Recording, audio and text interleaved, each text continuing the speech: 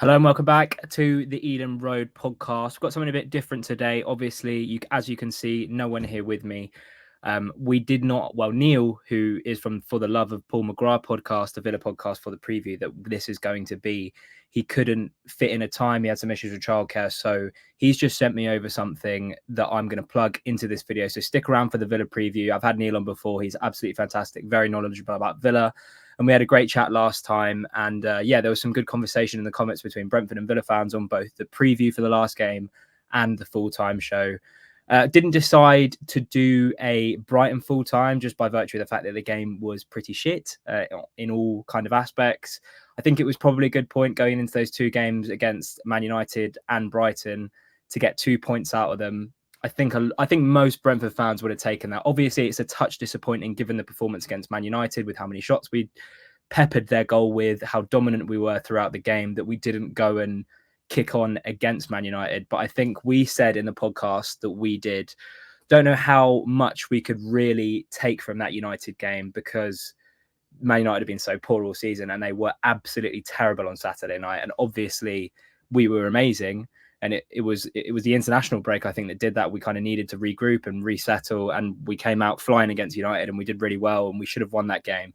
But I said, and I think Craig and Dan agreed, that Brighton are a fantastic team. And the way that they keep the ball, it is so difficult to play against them. And I kind of knew what Thomas Frank's game plan would be and that we set up in a 5.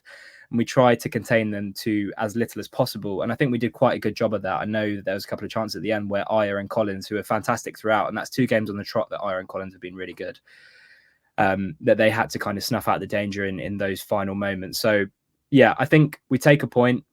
We've got a big game against Villa coming up on Saturday, which Neil was going to give us the preview for. And then obviously we've got that massive, massive game against Sheffield United. And I think if Dan and Craig were here, they would. I think Dan actually messaged me and said that Sheffield United game is about as close to a must win as he will go. So I think Villa aside, I think, to be honest, I'm not confident, but I think we could probably get a result. The way we've been playing and the joy that we had against Villa in the reverse fixture, I wouldn't be surprised to see us take a point from this game, genuinely.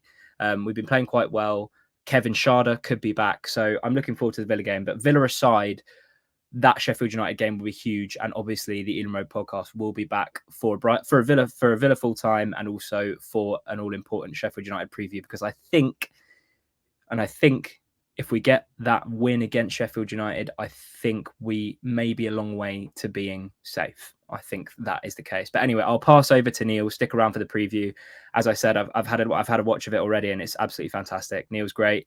Big energy and massive love for Brentford. He talks about us like we're his second club, which a lot of football fans do, which I think is nice. So yeah, I'm going to hand over to Neil now, and we will see you after the Villa game and for that Villa show. Hello, everybody from the Ealing Road podcast, and thank you so much to Michael for asking me to come on. My name is Neil, and I'm an Aston Villa fan from For the Love of Paul McGrath podcast, and just delighted to be asked to come on to chat to you guys about the game at the weekend. I did a piece with Michael before. I have a soft spot for Brentford. I really, really like them as a football club. I come in 100% peace. I speak very well of your club, and I will continue to do so, given the brilliant, brilliant structures that you guys have in place. But I do want to talk about this game coming up at the weekend, and I suppose really Michael sent me on a couple of questions, and one of the biggest things that I want to talk about is the initial reaction, I suppose, to the City match that the Villa played most recently, and there's been a lot of context lost in that game, and you could see that Unai Emery didn't put out a full squad for that game. There was a lot made of that, a lot made of Haaland being out, a lot made of De Bruyne being out. There's a lot made of Stones and Walker being out for Manchester City. But conversely, on the Aston Villa side, what you had Emi Martinez was out, Matty Cash, Tyrone Mings, Pau Torres didn't start, Alex Moreno didn't start, Jacob Ramsey, Boubacar Kamara, John McGinn and Leon Bailey, none of those guys started. And then you had Emi Buendia and Ollie Watkins. Essentially, outside of Pau Torres, that was at times our starting 11 last season, and none of those started this game. against Manchester City. But so when we talk about what went wrong, I think it was just like you look back at the game. Villa went with a game plan, and that was to stifle Man City. We got it. We got it to 1-1 at one stage, and then that free kick was just. And Aston Villa made disaster. There was no need to give away the free in the first place. And then secondly, the wall absolutely parts like the Red Sea. Zaniolo and Duran turned their back and actually almost pushed Cons out of the wall, and there was a big gaping hole. Phil Foden finds that hole, sticks it in the back of the net. Fair play to Phil. The third goal that they had was I'm trying to. Oh yes, I remember it. Diaby pulls out of a tackle on Rodri. Should have gone straight through him and taken the yellow card, but didn't. Pulls out of the tackle. Rodri passed the ball to Foden. Foden comes in, sticks it in off the post, and then the third goal, or the third of Foden's goals, should I say? He's slipping when he takes the shot, and it ends up in the top corner. So Man City, that aside, Man City were the better team, and I think they probably they would have won. I think on the balance of if both teams had their first 11 out, I've no qualms in saying that. And Aston Villa took this one as a free hit. So I think there was a lot of hyperbole, should I say, in the media, I suppose, afterwards about concentrating on the fact that City had rested players and still were able to put this result up against Aston Villa, whereas Aston Villa were missing essentially a first 11 from last season as well. And we move on from there as well. We missed Ollie Watkins. We absolutely did. But I think that's one of the biggest pieces of news for this week going forward, is that Ollie Watkins now looks like he's going to be back in the squad. Unai Emery has just said it. That's why I'm late getting this over to you, Michael. I was waiting for Unai Emery's press conference. Looks like Martinez and Watkins are going to be in around the squad. Unfortunately, Jacob Ramsey has been ruled out for the rest of the season. But Ollie Watkins is a huge player for Aston Villa. You just have to look at his goal contributions and so on. Albeit the emergence of John Duran has been really positive for Aston Villa. He is one of two players that we've coined the term of as the chaos twins. Himself and Zaniolo, when they come on, they just cause complete and utter chaos for Villa and for other teams. But Duran is scoring goals, but not at the same clip as Ollie Watkins is, and we certainly missed Ollie Watkins. So delighted to have him back, this weekend, because I do think that Unai Emery will go strong this weekend, and I think that he will go strong on Thursday night versus Lille in the Europa Conference League. We have Arsenal then on the horizon after that, and I wouldn't be surprised to see us rest players then again, because this is a real roulette game that we're playing at the moment. But I think it's the right way to play it, is to realistically speaking, Villa's fight isn't with Man City, it isn't with Liverpool, it isn't with Arsenal. It really isn't. It's with Spurs and to a lesser degree Manchester United after a result last night. But we just have to keep picking up points ever how we can throughout the rest of this season, and that puts pressure on the other two teams then to match or better our results. So that's where I think that resting of those players came from. Michael asked me a question as well previously about how does your Conference League in the top four finish sound. It sounds absolutely brilliant to my ears anyway, for absolute certain. As with regards to the confidence of whether that will happen, I'm not confident that either, but I'm confident that we can have a really good run in the Conference League. And the reason is we're under a lot of pressure because of the coefficient markings at the moment and wanting to solidify fifth place as a Champions League spot. Villa need to continue to win out in the Europa League. They obviously need Arsenal to win. They need Dortmund to lose, and they need West Ham to beat Leverkusen as well. That would be brilliant. That would solidify fifth place. And I think if we did solidify fifth place as a Champions League position, I think we would go hell for leather for the Conference League, because whether we finish fourth or fifth, Champions League is the aim. So it's a bit too soon to be able to talk about confidence levels there. I'm 50-50 on a fourth place finish for Aston Villa this year. There's a lot of football still to be played, and I'm probably I'm 60-40 on how well I think Aston Villa can do in the Conference League. Obviously, we get over Lille, we're going to have to play Fenerbahce in the semi-final, so that is a huge piece that we have to get over too. How confident am I in Villa maintaining momentum for next season?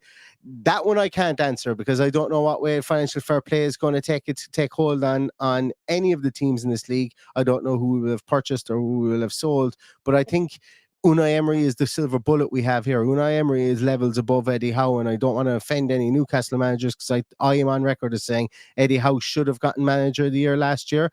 But Unai Emery for me is just an absolute cracker of a manager. He's just brilliant, and I would never bet against Aston Villa doing above and beyond what their expectation is with him as manager. We did it last year, coming from absolute nowhere up on the rails to finish 7th and get into Europe. So I can't answer that question, but I would always have optimism with Unai Emery being in the dugout. But where we need to strengthen definitely is at right back. Definitely we need another midfielder to come in there as well, predominantly in number 6. And I think we need another striker as well to freshen up top. But there's probably other areas as well that other Aston Villa fans will talk about. But I think that if we were only given 3 positions to strengthen in the morning, I think they would be the 3 positions that we would look at. Who's impressed me most since we last spoke? I'm going to name 2. I suppose one on an Aston Villa point of view. John McGinn has just become the captain that every team should have. I think he's just he's just such a committed player. I can't fail to be impressed by him. But Ezri Konsa, I think, is the answer. Ezri Konsa is going to be our player of the season. I would imagine if it's put to a fan vote. He's just been so good, and he's raised his game. He's raised his personal kind of effect on the team as well, not just his game, like by gradation. So as the year has gone on, in the absence of Tyrone Mings, always played in his shadow and I don't think that would offend anybody, but he has played in his shadow from the point of view of him being the leader, and kind of stepped out of that shadow and been a real catalyst for our defense to push on. And he's played at right back. He's gotten an England cap. He scored probably a Puskas winning goal, even though it was a cross that ended up in the back of the net. We like to joke about that, but Konsa, I think, is definitely the person for me that has impressed me. If you're looking to ask me what Brentford players have impressed me, I am never not going to be impressed by the collective of Brentford's midfield. And I know a lot of people might turn around and maybe Brentford fans might poo-poo that, but Thomas Frank just does such a good job of setting up a midfield 9 times out of 10. Like, all those names are not, and this is no offense, I hope this doesn't cause an offense, but they're not household names. You talk to people outside of that don't follow the Premier League, very few of those names are recognized, and I just love the solidity that brings to the team. And Villa are going to have their work cut out, because we don't like industrious midfields. We don't like midfields that get up in your face. We don't like we certainly don't like that when we're missing the likes of Boubacar Kamara as well, who can come in and protect our back four. So with regards to the reverse fixtures, my thoughts on the Watkins drama. I'd actually even forgotten it happened until you mentioned it. Forgotten it happened. It was a thing of nothing for me. I don't really have much to say on it. He's not a very emotional player, and I was surprised that it happened in the first place. So I actually don't even remember what happened around the incident. I know he gave out to a fan after he scored or something along those lines, and then there was a big fight. But I'm going to pass on that question, because really, I genuinely, and that's not me copping out of this, I have no recollection of much more than that from that event, and it certainly didn't play on my mind afterwards. But he definitely, I would imagine, he is going to be booed from minute 1 to minute 90 this year. And look, he probably a lot of players that happens to when they go back to the Royal Stomping Ground, especially if there is an incident. But Watkins has been an absolute talisman for us this season. He scored important goals, and his overall game and contributions to the game for Aston Villa is so important. So we'll be delighted to have him back. With regards to Brentford's recent form, like, there's been a lot of draws recently, and last year some of those draws were turning into wins, and the year before, all of those draws were turning into wins, I think, with Brentford. And sometimes I think teams can get kind of stuck from that point of view, whereby, look, it's not been easy with you guys not having Tony for parts of the year and then reintegrating him into the team and so on, and the media attention that comes with that. It's not been easy. You guys have obviously also lost Mbuemo at times this year as well. So your form, I think if Thomas Frank was asked in the morning, he would say, "Yeah, listen, look, just stop the season now. Let us regroup, and we'll start again next year."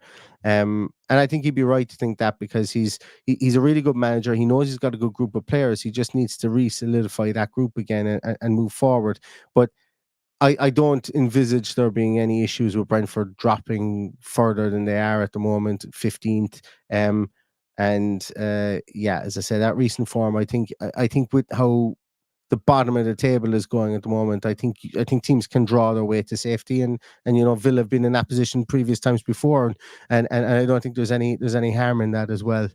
Um, what kind of game am I expecting on Saturday? I'm expecting Villa to go absolutely hammer and tongs straight down the motorway type of NASCAR, whatever other kind of analogy you can use. They're going to go hammer and tongs straight away from the first minute. I think Villa are going to look to get a goal as early as they can.